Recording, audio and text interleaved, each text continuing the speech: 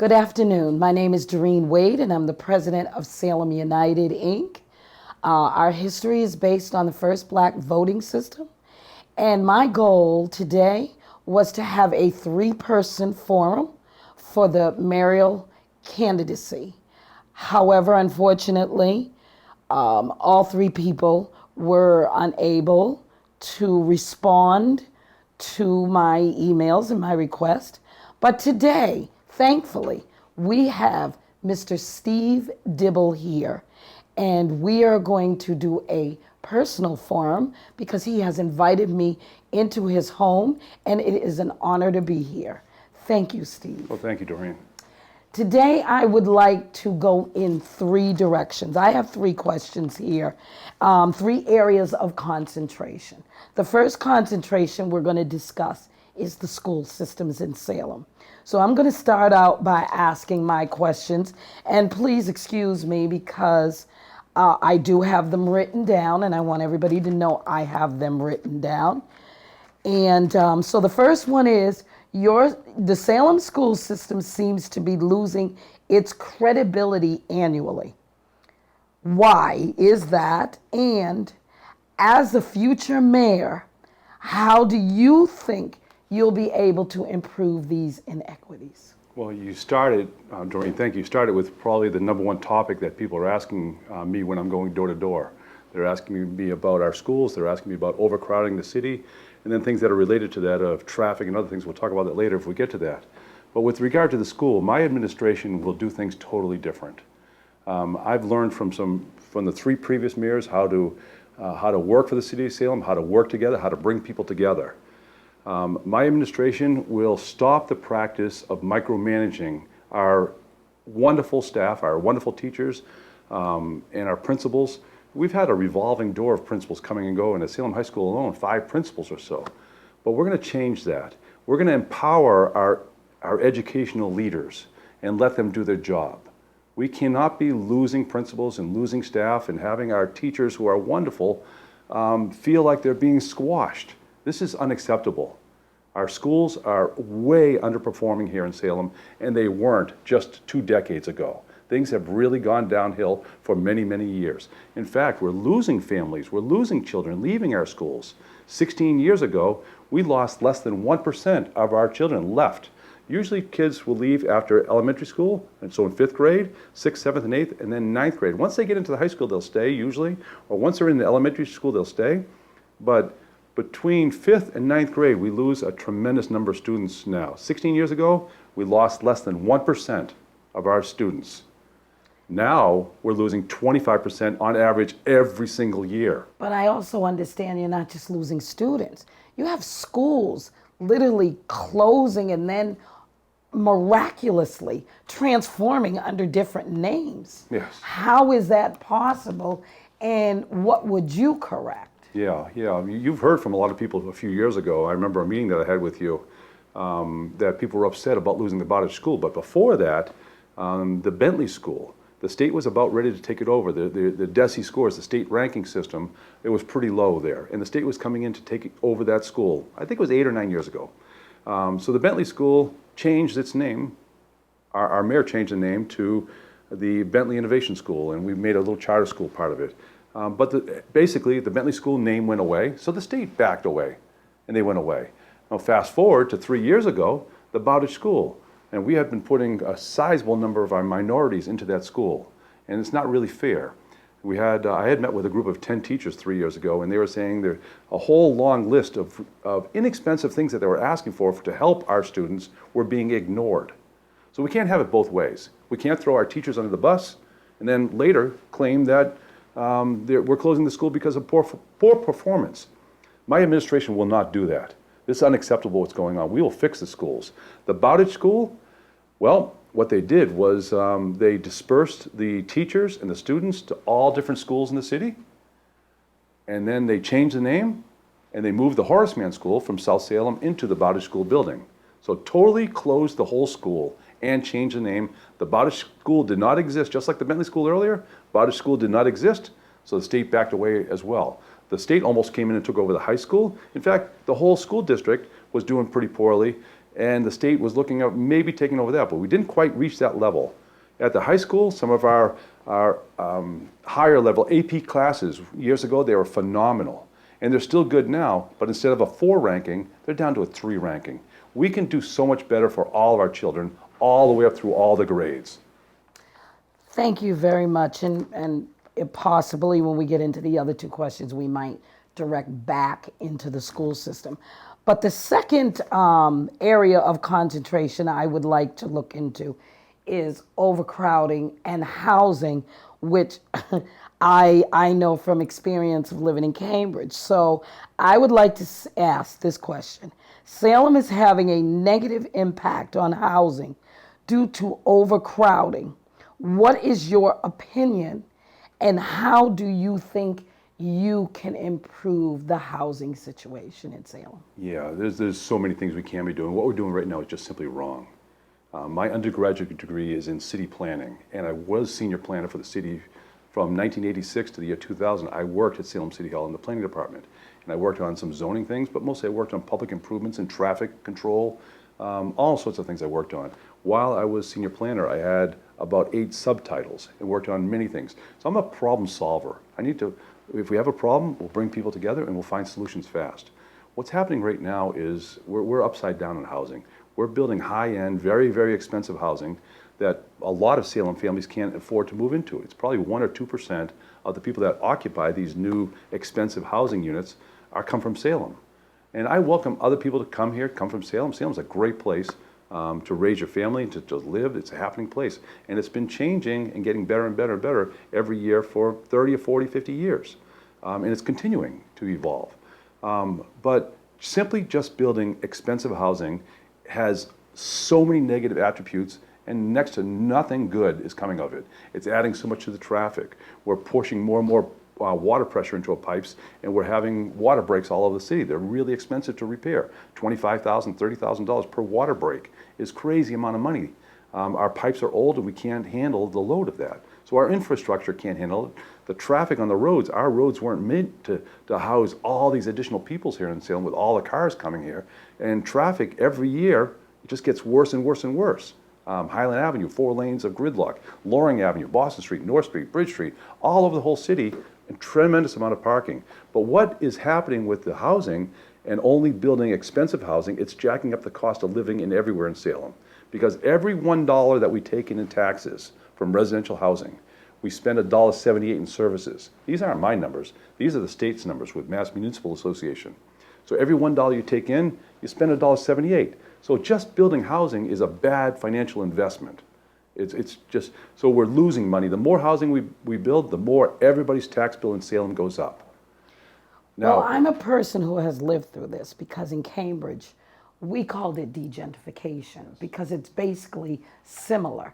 So our rents went from $1,500 to $3,000 a month. I mean, to get a studio, you're paying $2,500 a month.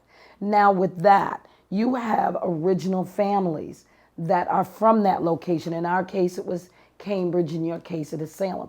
What is happening to these families? Where are these families? Are they gone? Are they here? Are the newer people coming in overpowering them? Or are you just putting them in one location in poor communities and saying you're advancing? Not you personally, because you are not mayor, but do you see this happening, and how are you going to turn this around? yeah, it's definitely happening right now. People are being displaced out of the city of Salem. They're being forced to pay so much more for rent. Off of Canal Street, for instance, on Cabot Street, one landlord raised his rent $700 overnight on a family, and they're forced to pay it. My wife is a nurse at Salem Hospital. One of our coworkers the other day had their rent raised from $1,000 to $2,000 a month overnight. That's gigantic increases, way more than the cost of living. And it's simply because these expensive apartments that are being built are costing so much more. Landlords see that they can make more money, so they're raising their rent as well. Not as high as the new buildings, but pretty high by themselves. So not only is it costing our tax bills and all the housing to go up, and subsequently the rent will have to go up if the tax bill goes up, but landlords are taking advantage of this and raising the rent much more than they need to, but they're trying to make extra money. It's what's going on is wrong. We should have learned from Cambridge's and other towns' examples and problems years ago. We're replicating them right now. We're, in addition to overcrowding the city, we're building things that simply don't look like Boston, that don't look like Salem. We're building buildings that Looks like Boston. like big shoebox type buildings that look like something in Boston or Cambridge or Arizona or Florida. Salem is different. People want to come to here to Salem because it's not just to live here, but also to come and visit Salem because it's a special place. But if it looks like the towns that they came from, they're not going to want to come here. Our architecture should be special here in Salem. It should be historic looking. It should blend in with all the other buildings here in Salem, instead of being something from another town that is the same design that you see going up everywhere else. Okay, and the third area of concentration that I wanted to ask about is, what do you think of the inequities of economics in the African American communities in Salem, and how do you think you will change it? Now, of course, I'm asking the question, and I'm African American, but there's also the Dominican, there's also the Latin American, but I ask African American because when I walk through here as a future business person and as a future resident, I don't see businesses or anything that look like me. Mm-hmm. Yep. I have to agree with you. There's a big problem here. Salem historically has always been open and inclusive to everybody, but we never said it. We never bragged about that.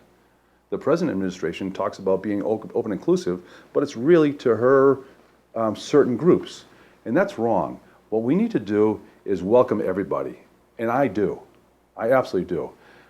We have a Muslim population here in Salem and some Bangladeshis here in Salem. They've reached out to the mayor's office to be part of the Race Equity Task Force, which is a good thing. I supported that, to have input from all sorts of people and to find solutions to problems.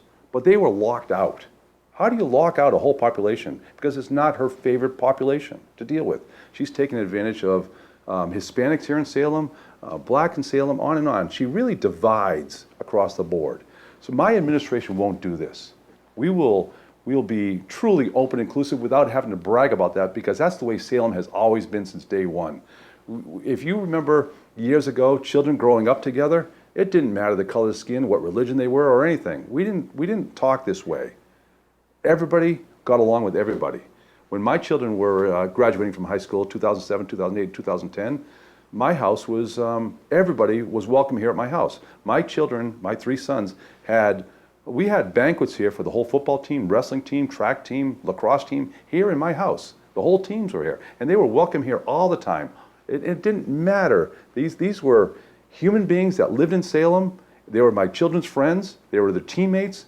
Everybody's welcome. That's the way my administration will run.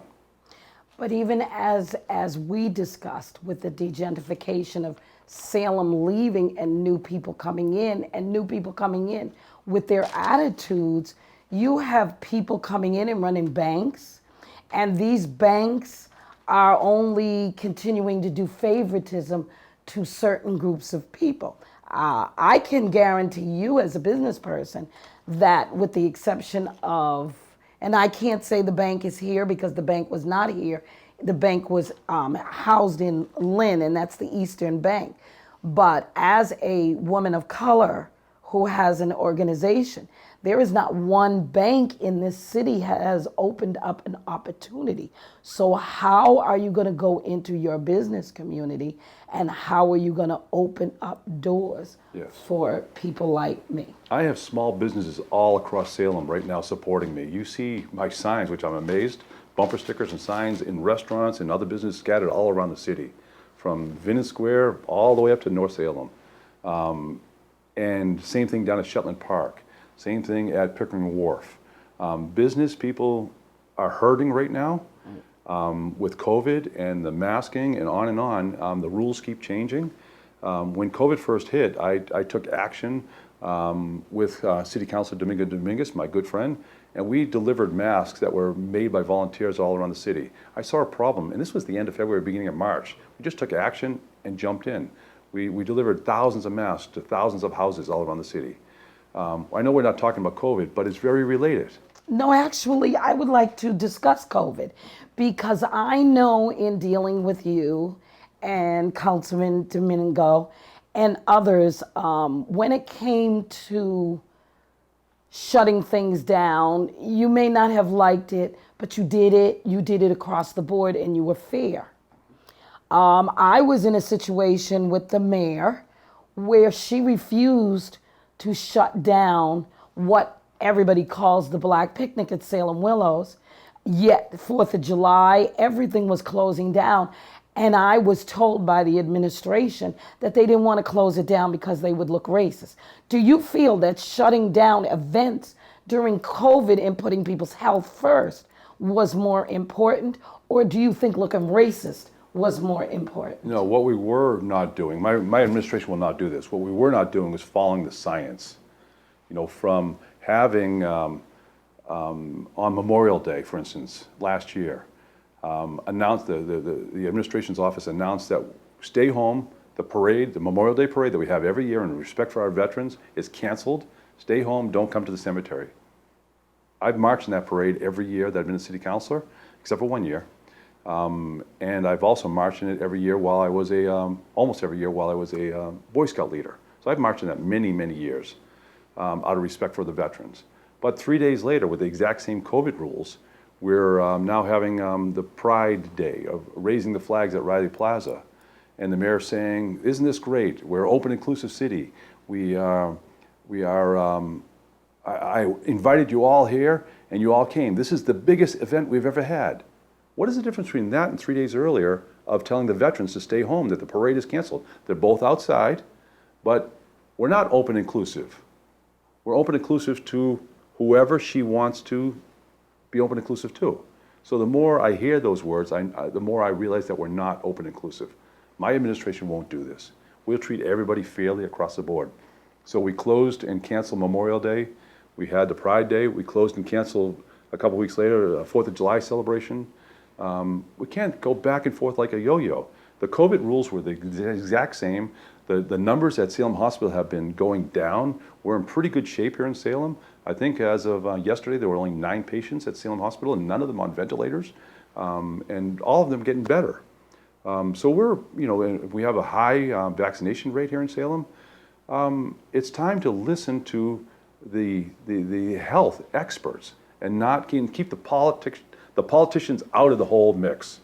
They don't belong there. We need to follow the science and do what they say, and make sure what they're saying is good, but balance that with our businesses. Our businesses throughout the city are suffering. I met with a hair salon owner the other day, and he was seriously concerned that the last mask mandate right now is going to have to maybe close his business. Restaurants are feeling the same way all across the city. We need to find that and balance that with common sense so we protect our businesses, protect our jobs, and not close down the whole city. But also protect people. If somebody's not vaccinated, I ask you, if you're not vaccinated, keep your distance from other people. Put some common sense on that. We can lead, my administration will lead by common sense across the board on all issues. And if we can stay on COVID and go back to the school system, what do you think about Salem's school system, children being vaccinated and being masked? Yeah, well, this is tough. With younger children looking at the teachers and the teachers looking at the children, it's important to be able to see their face and how to enunciate words, and I'm talking to younger children, how to enunciate words and how to speak, and not just to learn how to speak properly, but also to see a smile or frown if somebody's worried, or to have, that interaction is important. It's important for these students to look at the teacher and be able to see the teacher's face across the board. So there are several things that are concerned. We can do better. We're looking to get, we just got thousands of face shields donated that are clear that you'll be able to see. That will help a lot. Those are coming from Steve Kapanis and a company. I reached out to them, and they're coming here soon. We're also giving some to Peabody and to Lynn and to Boston, and to several private schools as well. So that's coming. But the whole experience over the last couple of years of children learning has been diminished significantly. Teachers have tried. It's really, really difficult to hold a classroom while everybody's at home. It's tough. So our children have fallen behind a little bit, especially the kindergarten through first, second, third grade levels. when my administration, and I've already talked to about 11 teachers now that are retired, they're willing to come back as a paraprofessional, as assistant teacher, come into the classroom. So I'm proposing kindergarten through third grade that in January, when I'm mayor, my administration will bring in a second or third para into every classroom, kindergarten through third grade, to get the younger kids caught up to where they would have been without COVID. But let's not just stop there, let's bring them past. And so that they're prepared when they go up through high school and going off to college. Right now they're behind, and we need to get them caught up and past where they would have been. Now, one more thing. I know that, and everybody knows, I did an exhibit over the summer on a Black history.